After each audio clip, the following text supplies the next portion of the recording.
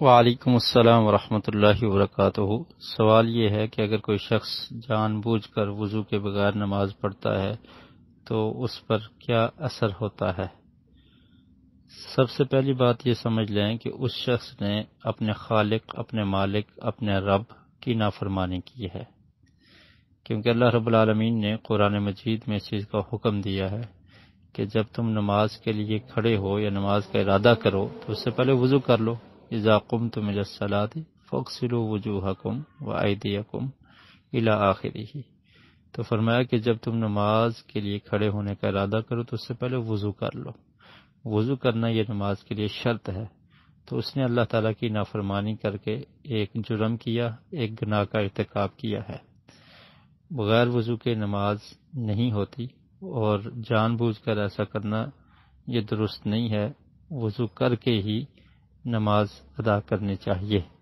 تو اس کی وہ نماز جو اس نے پڑھی ہے وہ بھی نہیں ادا ہوئی، دوبارہ سے اسے چاہیے کہ وہ وضو کرے اور پھر وہ نماز ادا کرے۔ وہ نماز نہیں ہوئی جو اس نے بغیر وضو کے پڑھی ہے۔ تو جو شخص نافرمانی کرتا ہے، گناہ کرتا ہے، تو اس کا اثر ہوتا ہے اور یقیناً ہوگا۔ آقا علیہ الصلوۃ والسلام کا ارشاد ہے کہ جب کوئی شخص ایک گناہ کرتا ہے تو اس کے سینے پر، دل پر ایک سیاہ نقطہ پڑ جاتا ہے، اور جب وہ معافی مانگ لیتا ہے، توبہ کر لیتا ہے تو وہ صاف ہو جاتا ہے۔ اگر معافی نہیں مانگتا، پھر گناہ کرتا ہے تو وہ نقطہ بڑھتا رہتا ہے حتیٰ کہ اس کا دل سیاہ ہو جاتا ہے۔ اور پھر فرمایا کہ ان کے بارے میں اللہ تعالیٰ نے قرآن مجید میں فرمایا کلا بل ران علی قلوبہم، کہ ایسے لوگ ہیں کہ جن کے دلوں پر مور لگ چکی ہے، زنگ لگ چکے ہیں، پھر ہدایت اثر نہیں کرتی، اور پھر ان کو سکون، اطمینان نہیں ملتا، اور دنیا میں بھی ناکامی اور آخرت کا بھی خسارہ اور گھاٹا اور عذاب ان کے لیے ہوتا ہے۔